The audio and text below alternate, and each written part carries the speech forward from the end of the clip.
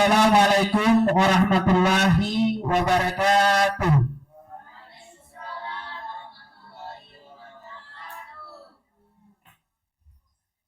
Selamat pagi dan salam sejahtera buat kita semua. Yang saya hormati Ibu Ketua Kombel SD 003 Pasir Blengkong. Yang saya hormati Bapak Ibu Guru beserta staf SD 003 Pasir Blengkong. Pertama-tama marilah kita panjatkan puji dan syukur kehadirat Allah Subhanahu wa taala, di mana pada pagi hari ini kita bisa berkumpul bersama di ruang SD 003 Pasir Blengkong ini.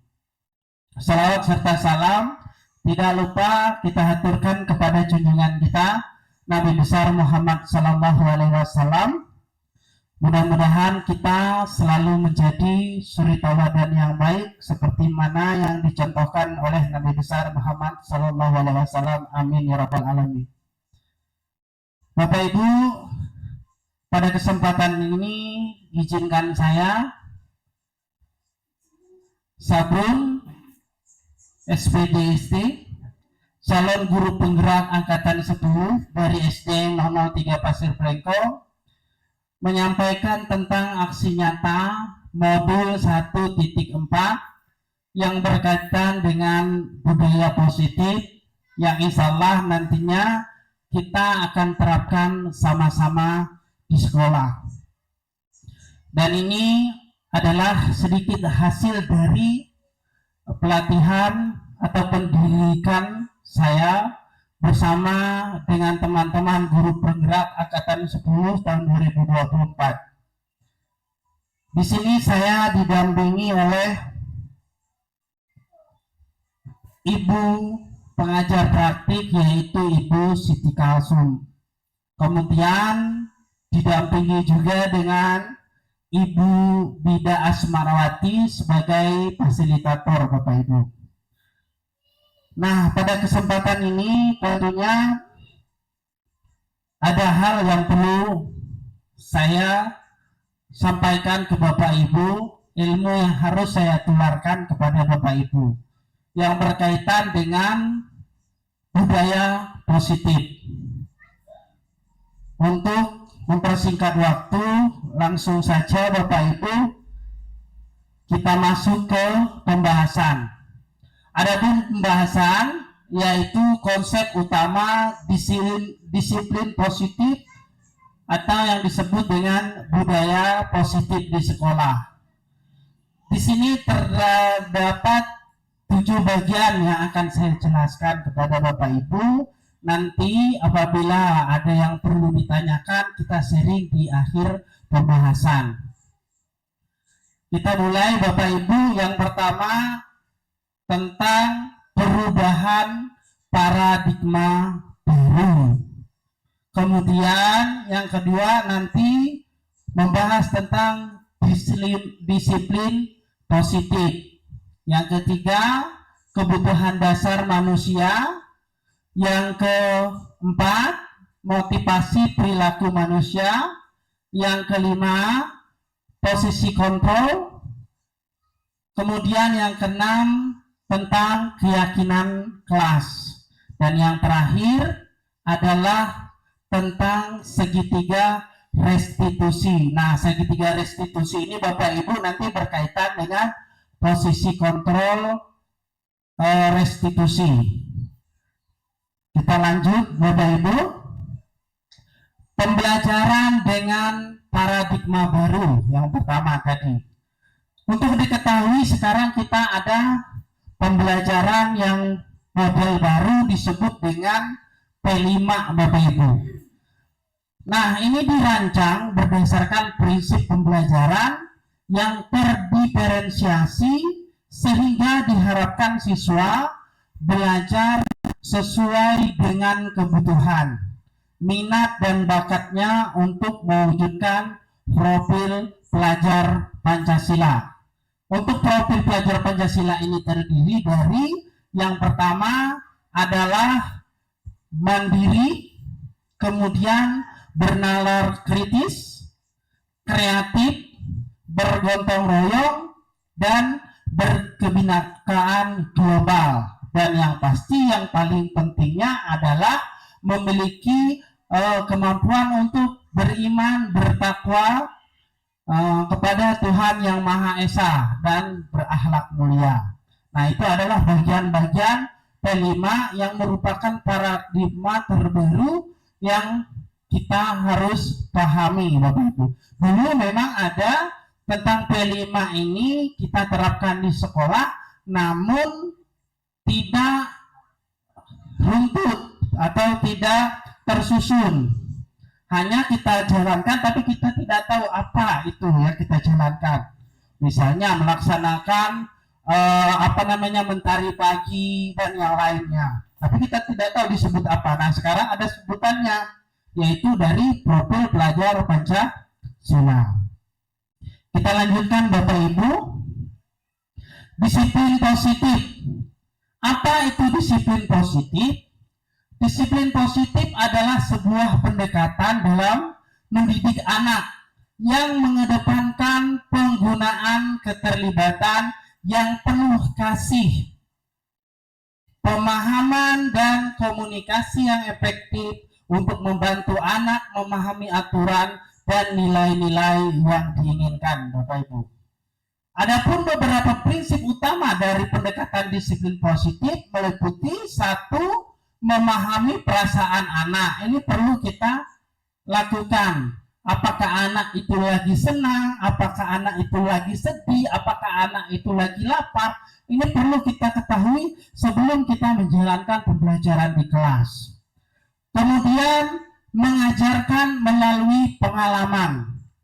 Bapak Ibu, untuk diketahui, buku itu penting, tetapi kejadian langsung itu akan lebih terasa oleh anak. Maka dalam mengajar yang penting sekali itu pengalamannya.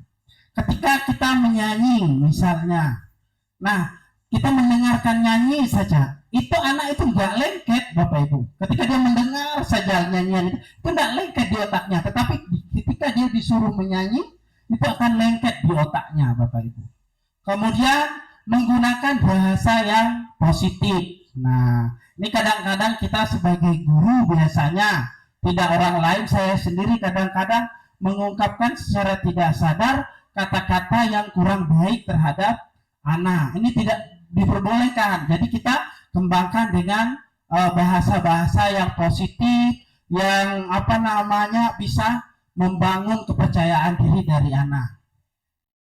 Kemudian yang keempat, mengatur batasan dengan bijaksana, Bapak Ibu.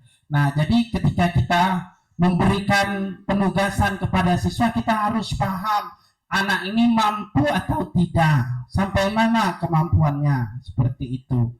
Kemudian yang kelima, membangun koneksi yang kuat dengan anak. Bagaimana caranya membangun koneksi? Pertama, kita bisa berkomunikasi yang lebih banyak. Kadang-kadang Bapak Ibu pasti lihat, ada anak yang mau ngobrol dengan kita, tapi kita lagi sibuk. Itu terjadi sama saya. Kadang-kadang saya lagi ngoreksi, anak ini ngajak kita ngobrol. Nah, itu kadang-kadang karena kita sibuk, ya kita iya-iyakan aja, padahal anak ini mau curhat. Itu terjadi, Bapak Ibu. Nah, ini yang perlu kita bangun, koneksi yang kuat. Tidak hanya dengan anak, dengan orang tua juga perlu kita lakukan.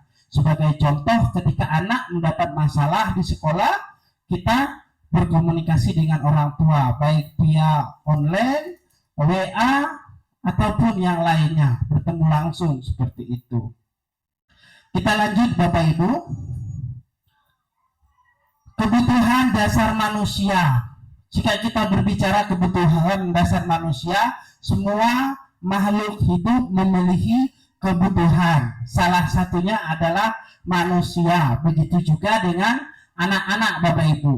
Kita lihat yang pertama, kebutuhan untuk bertahan hidup. Kedua, kasih sayang dan rasa diterima. Ketiga, kebutuhan akan kebebasan. Keempat, kebutuhan akan kesenangan. Kelima, kebutuhan akan penguasaan. Dari 5 kebutuhan ini, Bapak Ibu, semua bisa jadi masalah bagi siswa. Kita lihat kebutuhan bertahan hidup. Sang anak butuh makan. Tiba-tiba di kelas hilang uang temannya. Ini masalah.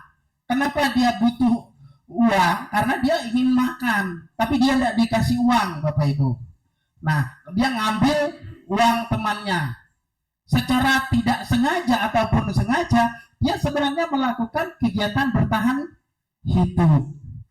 Kemudian di sana ada kebebasan, kesenangan, bully. Nah, bully di sekolah, dia merasa senang ketika membuli orang tua temannya, nyebutin nama teman anak, nama bapak temannya, dia senang mengolok-olok. Berarti itu kebutuhan kesenangan, tetapi kesenangan yang negatif, Bapak Ibu, seperti itu.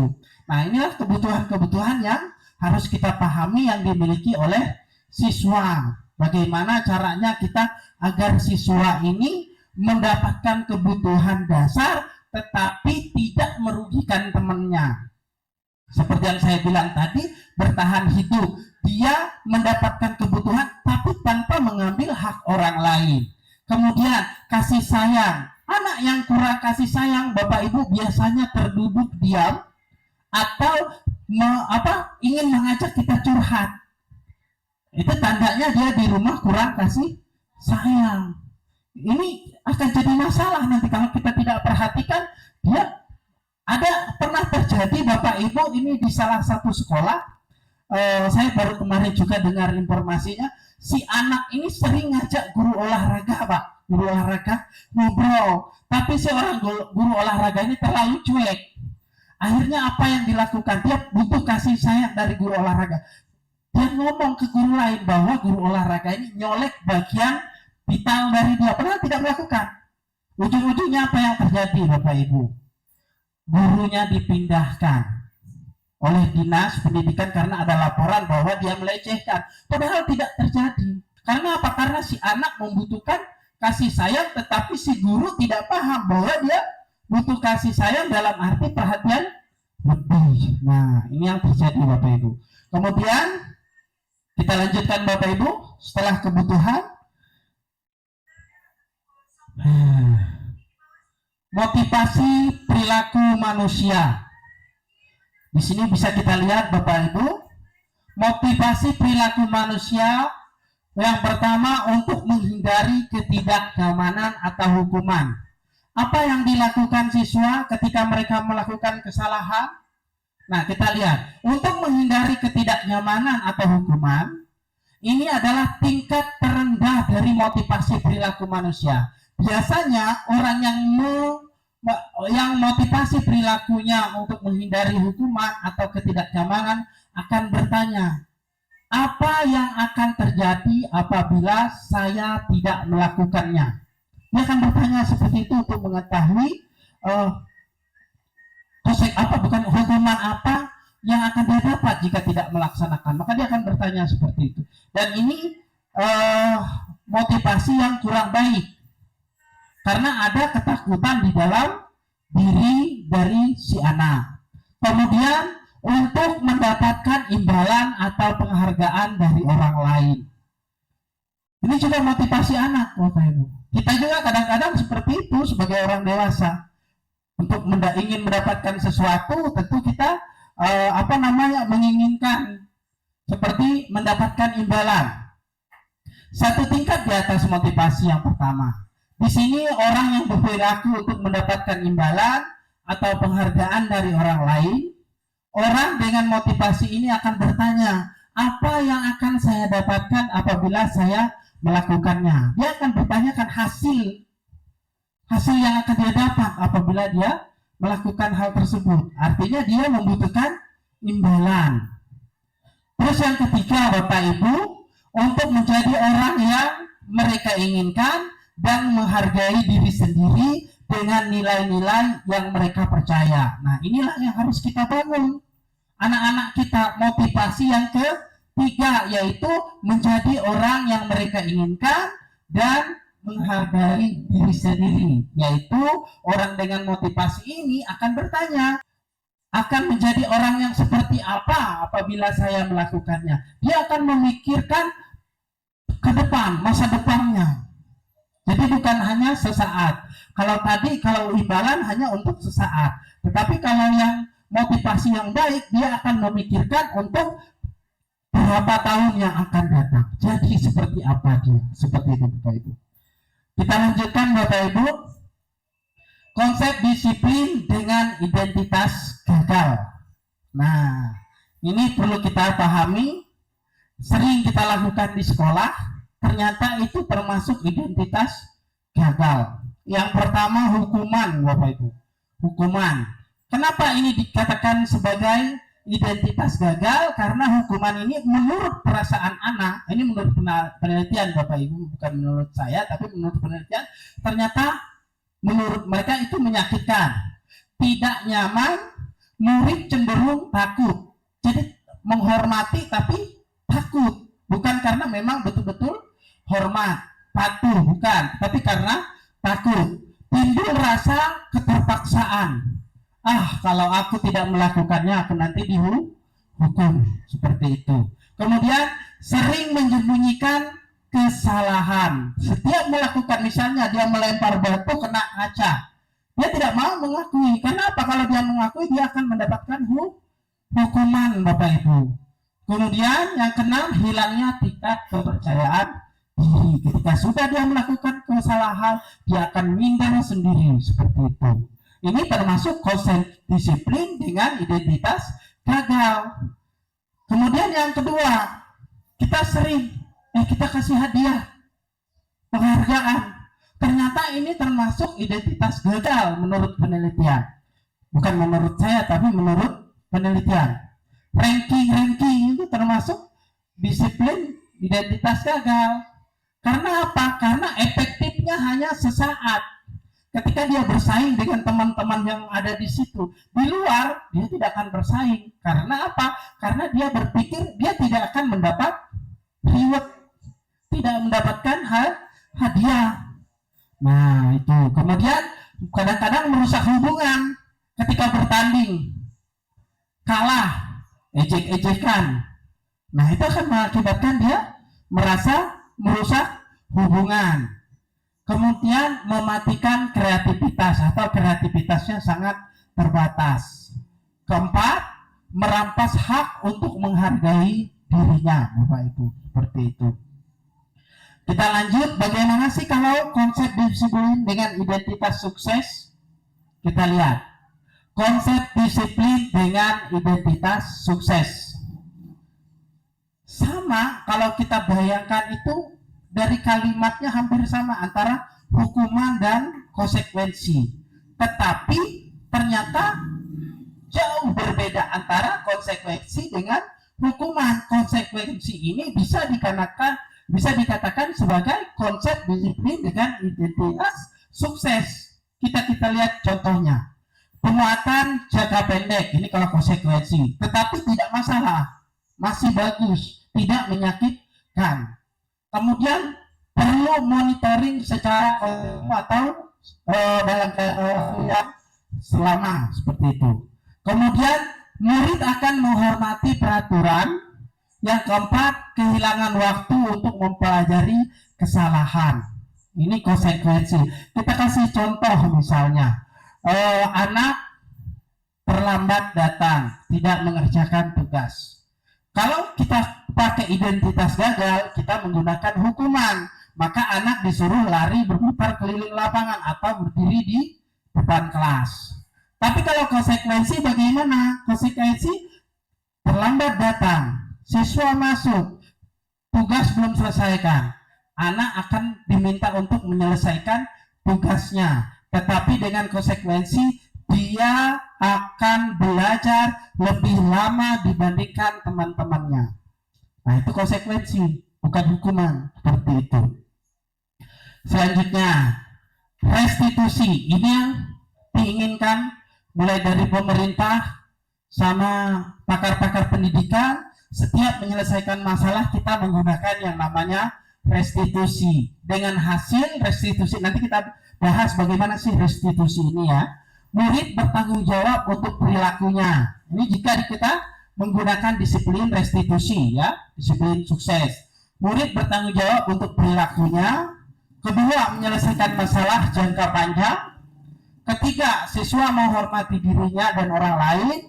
Dan empat, siswa memiliki memegang kontrol kendali. Nah, ini untuk restitusi. Tetapi sampai sini kita belum paham tentang restitusi. Nah, sekarang kita bahas tentang restitusi ini. Yang diinginkan pemerintah, yang diinginkan oleh pakar-pakar pendidikan tentang restitusi. Kita pahami dulu restitusi, Bapak Ibu. Baik, ini kita lihat dari pengertian. Apa sih restitusi itu, Bapak Ibu? Nah, restitusi adalah proses menciptakan kondisi siswa untuk memperbaiki suatu kesalahan sehingga siswa dapat kembali ke kelompoknya dengan karakter yang lebih kuat dan tidak rendah diri dan merasa dipermalukan, Bapak Ibu. Dia tidak merasa dipermalukan jika menggunakan restitusi. Dan fungsi restitusi ini adalah untuk menyelesaikan masalah yang dilakukan oleh siswa, terutama berkaitan dengan kedisiplinan, baik itu kedisiplinan waktu, kedisiplinan berpakaian, dan seterusnya, seperti itu. Kita lihat ciri-ciri restitusi, Bapak Ibu. Satu, bukan menuntut kesalahan, namun belajar dari kesalahan. Artinya belajar dari pengalaman, Bapak Ibu. Memperbaiki hubungan. Kemudian ketiga, berupa tawaran, bukan paksaan. Seandainya anaknya nggak mau, kita harus cari jalan lain. Kalau hukuman kan harus, kamu kalau nggak mau tambah dihukum. Tapi kalau restitusi, ketika anaknya nggak mau, kita cari jalan keluar lain. Pilihan, iya, pilihan. Kita cari pilihan lain. Kemudian menuntun untuk melihat dalam dirinya, kemampuan dirinya.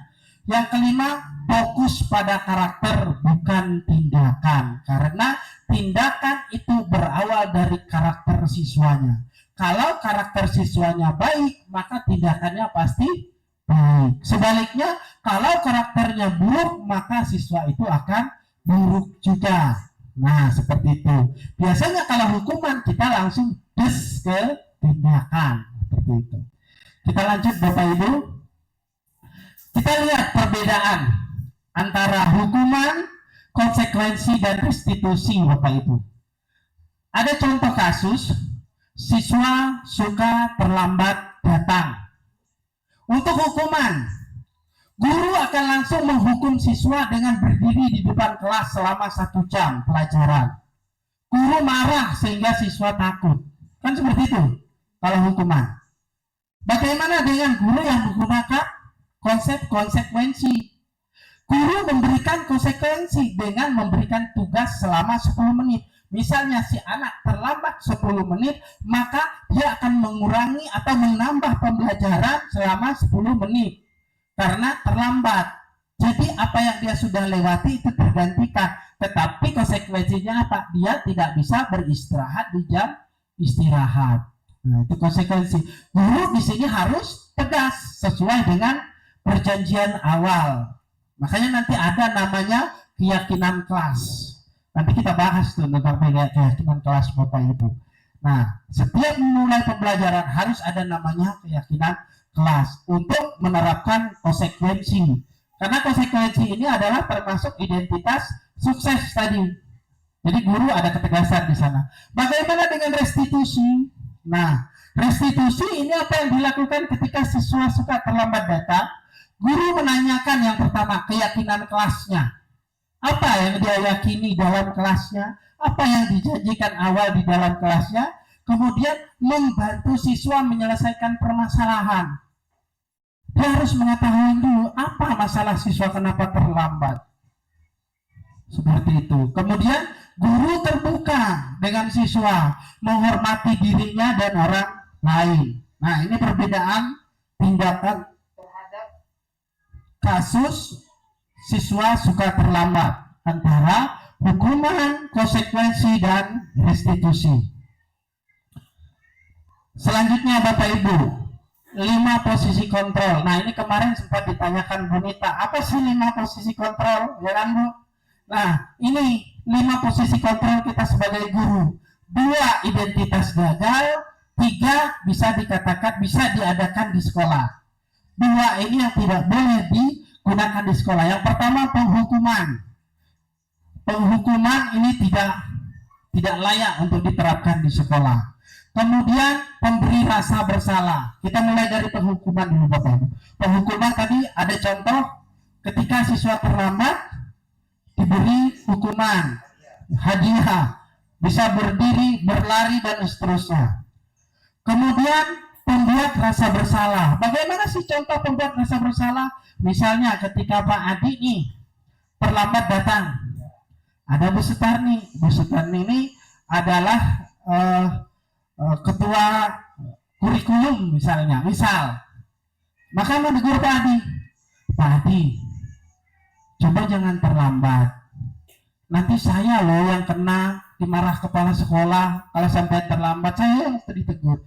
Otomatis Pak Adi akan merasa bersalah, oh gara-gara aku terlambat nanti yang kena si Bu Tarni. Nah, ini yang nggak boleh, membuat merasa bersalah. Sama seperti anak-anak terlambat, misalnya muridnya Bu Ira terlambat, negur si anak, besok jangan terlambat ya naknya, saya dimarah loh sama kepala sekolah kalau kamu terlambat. Nah, itu namanya pembuat rasa bersalah. Nah, itu yang tidak bisa diterapkan. Nah, yang mana yang bisa kita terapkan di sekolah? Mulai dari teman, pemantau, dan manajer. Ini bisa. Tetapi yang paling diinginkan itu adalah manajer. Manajer, Bu. Sebagai guru kita bisa jadi manajer. Kita lihat untuk teman. Teman itu kita menegur siswa sama seperti kita menegur teman. Ayolah kita belajar bersama. Kan gitu. Ayolah kita tepat waktu. Nah, ini teman. Nah, berbeda dengan pemantau. Kalau pemantau ini data. Dia melihat data, berapa kali anak terlambat. Biasanya mengajukan pertanyaan seperti ini. Ini ibu sudah lihat kamu 5 kali sudah terlambat. Maka ini biasanya turunannya kemana? Turunannya nanti ke konsekuensi tadi. Turunannya. Tetapi ini tidak apa-apa. Diterapkan di sekolah tidak apa-apa. Tetapi ada yang lebih baik lagi yang disebut dengan manajer. Manajer ini cara menyelesaikannya dengan apa tadi? Dengan restitusi tadi contohnya. Menanyakan keyakinan kelasnya, menanyakan ke dalam dirinya cara menyelesaikan masalahnya. Seperti itu Bapak Ibu. Jadi ini 5 posisi kontrol. Jika Bapak Ibu ditanya 5 posisi kontrol seorang guru itu apa? Yang pertama penghukum, yang 2 pemberi rasa bersalah, yang ketiga teman, yang keempat pemantau, yang kelima manajer. Nah, ketika Bapak Ibu mampu menerapkan posisi manajer, artinya Bapak Ibu sudah siap untuk menjadi seorang kepala sekolah. Seperti itu. Nah, bagaimana dengan saya pribadi? Saya belum sampai sana. Saya lebih senang menerapkan teman. Artinya memang posisinya kita sama-sama belajar. Nah, nanti kita sama tingkatkan ke arah manajernya, Bapak Ibu. Kita lanjut Bapak Ibu, karena ini pembahasannya lumayan banyak. Contoh penerapan 5 posisi kontrol. Kita lihat contohnya Bapak Ibu. Contoh kasus siswa tidak memakai sepatu ketika upacara. Posisi penghukum itu langsung menentukan berdiri di barisan khusus yang tidak disiplin seragam.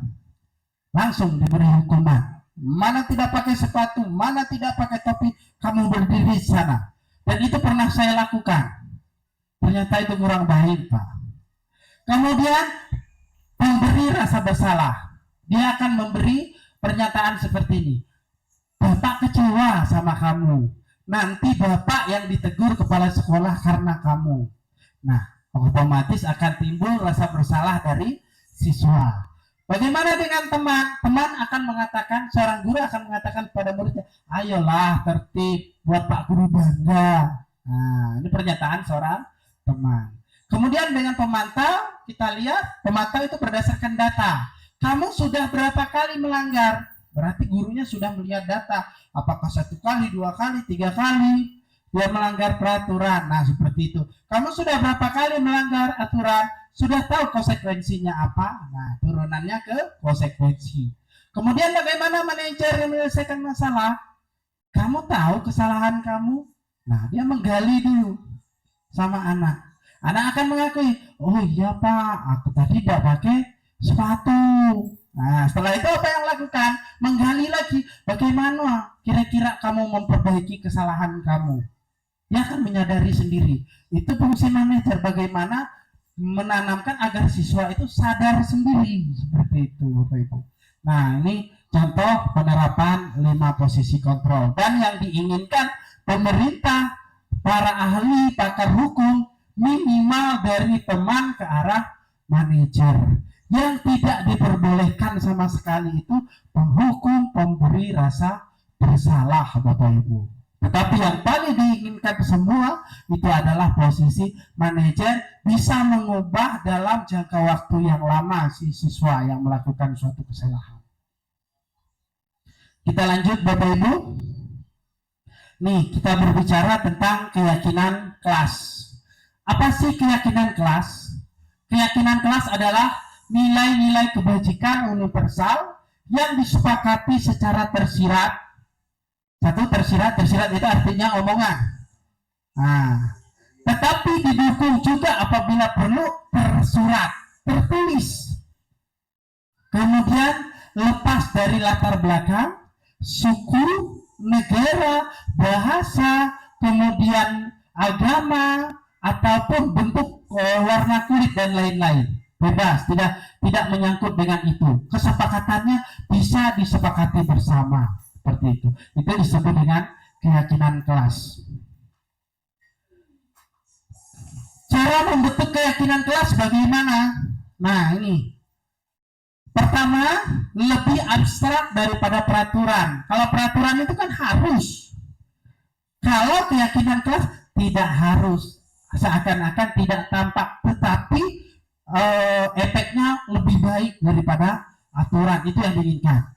Kemudian berupa keyakinan yang universal, luas. Jangan terlalu menyesuaikan kondisi kelas.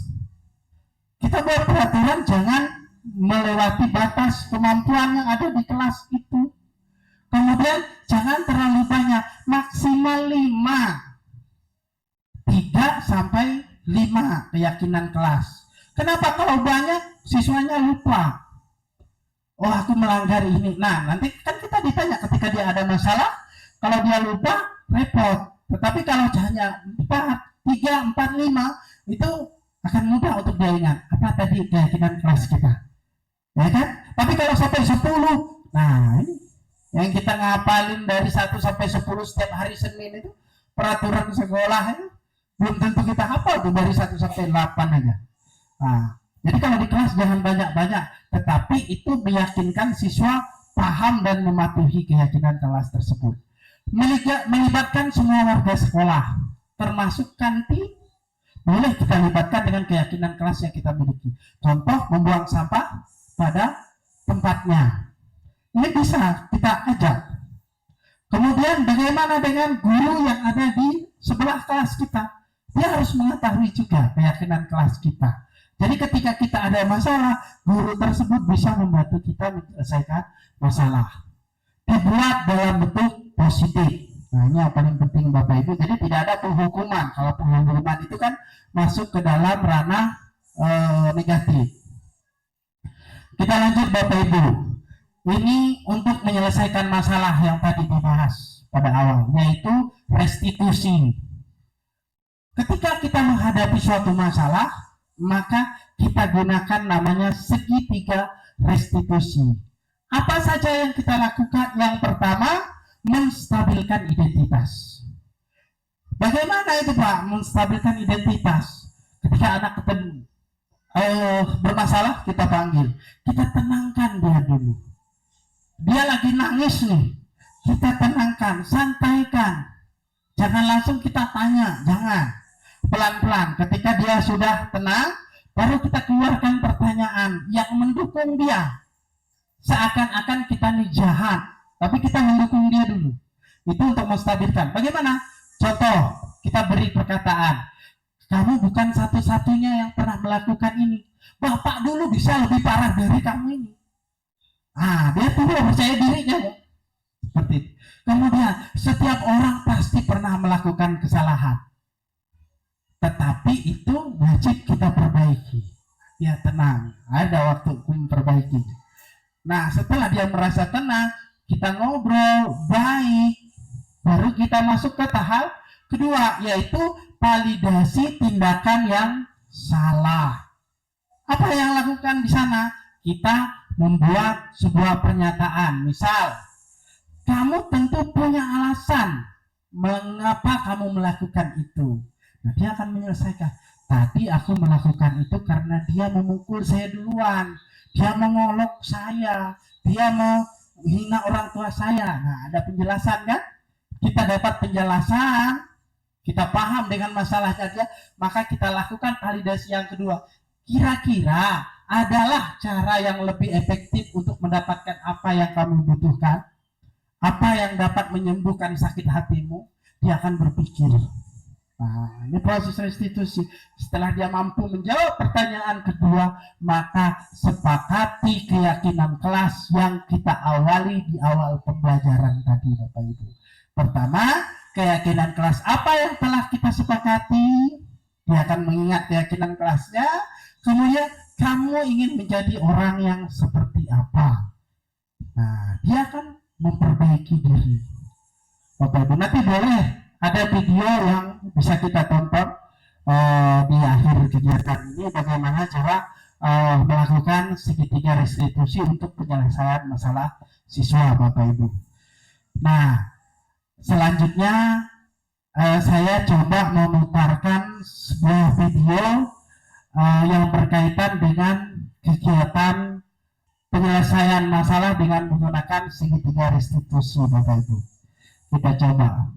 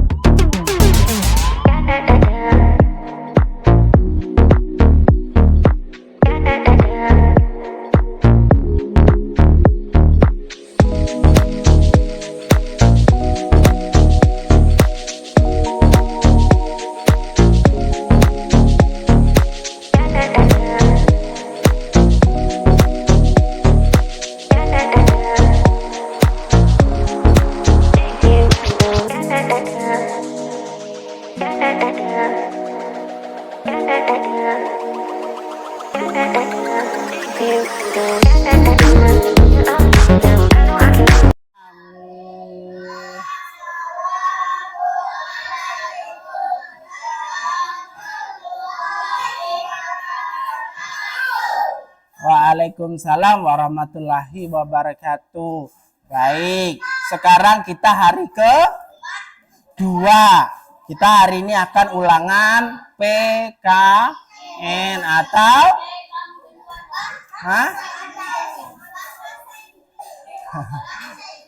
enggak ya. Oke. Sebelum memulai, sama seperti kemarin, kita sepakati dulu sesuatu. Kita siap enggak untuk bertanggung jawab? Siap enggak menjadi anak yang sukses? Siap enggak menjadi orang yang rajin? Siap ndak jadi anak yang membanggakan orang tua? Siap, oke. Kalau gitu, lakukan tugas kalian dengan sebaik-baiknya. Apa tugasnya?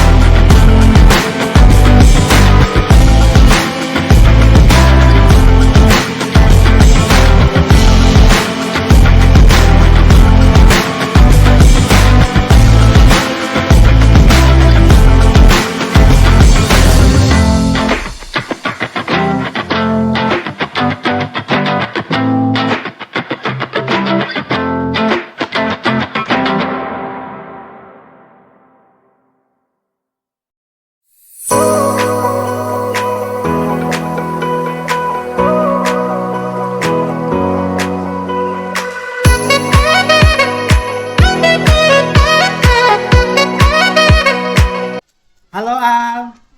Halo juga. Al, kira-kira tanda kenapa Bapak panggil? Nggak tahu. Sini, Bapak tuh mau ngajak Al ngobrol. Boleh? Betul. Nggak terganggu. Nah, Pak Guru marah. Oh, enggak. Oke. Al, tadi Bapak lihat Al itu nggak pakai sepatu di kelas, bener nggak? Benar. Sepatu basah. Basah. Kira-kira kenapa basah? Dan biasa kan tadi ke sekolah kan pakai sepatu becek semua jalan. Cek jalan. Diantar enggak tadi? Enggak diantar, jalan sendiri. Tadi ke sekolah bersepatu atau pakai sandal? Sepatu Terus sepatunya tadi ditaruh di mana saya? jelas banget. Nggak apa-apa.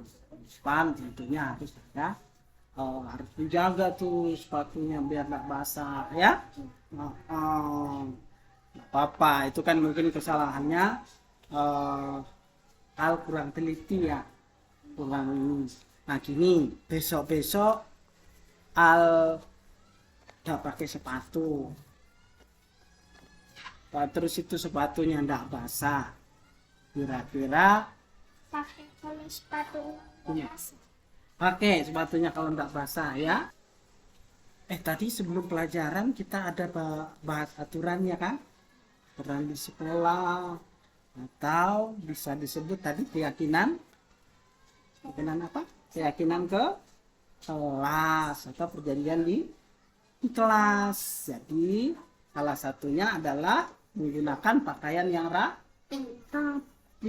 Biar apa? Biar jadi teladan, ya kan?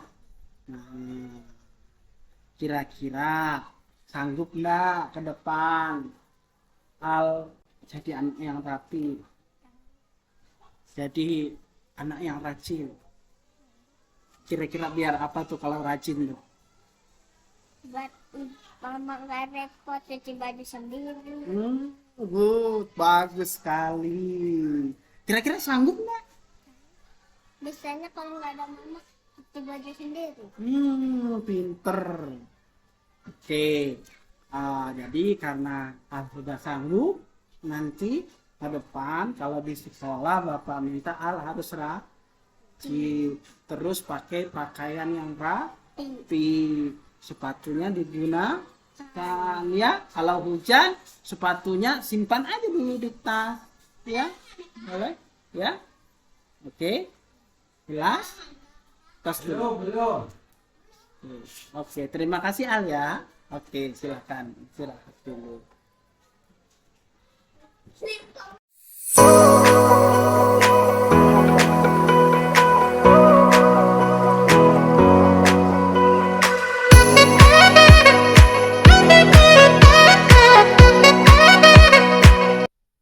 Halo Alif. Siapa nama lengkapnya sayang? Siapa nama lengkapnya? Muhammad Alif Akbar. Alif, tahu ndak kira-kira kenapa Bapak panggil kau Kalika? Nggak tahu ya? Jadi gini, Bapak itu pengen ngajak Alif ngobrol sesuatu yang penting banget. Oke? Boleh? Nggak ganggu Alif kan? Jadi gini Lip, tadi Bapak lihat waktu di kelas itu Alif itu sering mondar mandir, jalan aktif banget, sehingga terganggu tuh teman-teman yang lain. Tapi nggak apa-apa, itu Bapak juga gitu dulu. Mungkin lebih parah dari Alif tuh Bapak dulu tuh. Nggak apa-apa, cuma ini Bapak pengen nanti ke depan kita perbaiki. Kira-kira bisa. Oke. Nah, jadi gini Bapak mau tanya lagi nih. Kira-kira apa sih alasan Alif di dalam kelas itu suka jalan sini, jalan sana tuh? Ngikutin temen. Tapi ke depan tentunya bisa kita perbaiki ya, biar nggak ngikutin temen ya. Nah, kemudian ada nggak kira-kira cara biar Alif lebih tenang di kelas? Menurut Alif nih, apa nih, banyak baca atau apa gitu? Ya, tuh berarti caranya adalah membuat mama senang dengan cara apa? Alifnya jadi orang pengen nggak jadi orang pinter? Bapak juga pengen kalau punya murid pintar, Bapak enggak ya kan?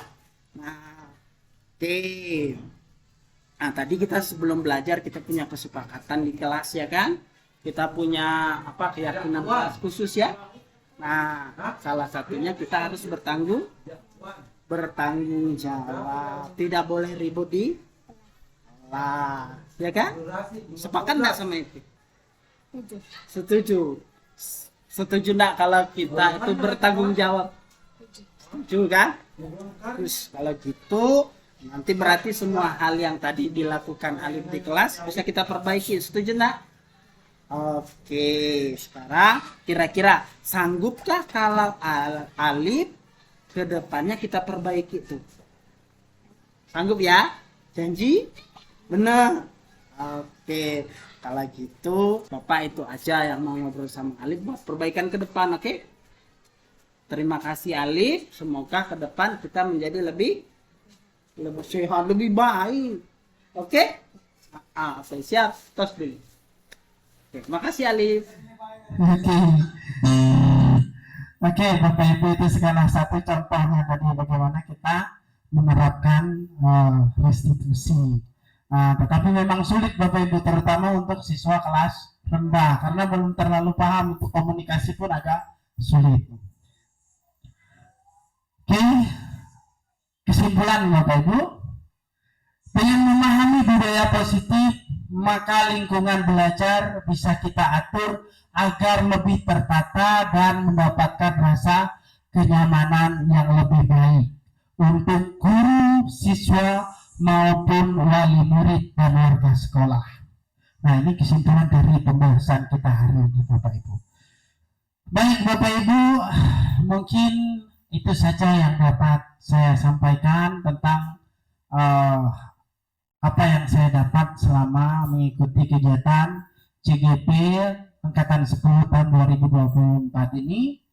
Kurang dan lebihnya mohon maaf. Saya akhiri, wabillahi taufiq wal hidayah. Assalamualaikum warahmatullahi wabarakatuh. Tepuk tangannya Bapak Ibu.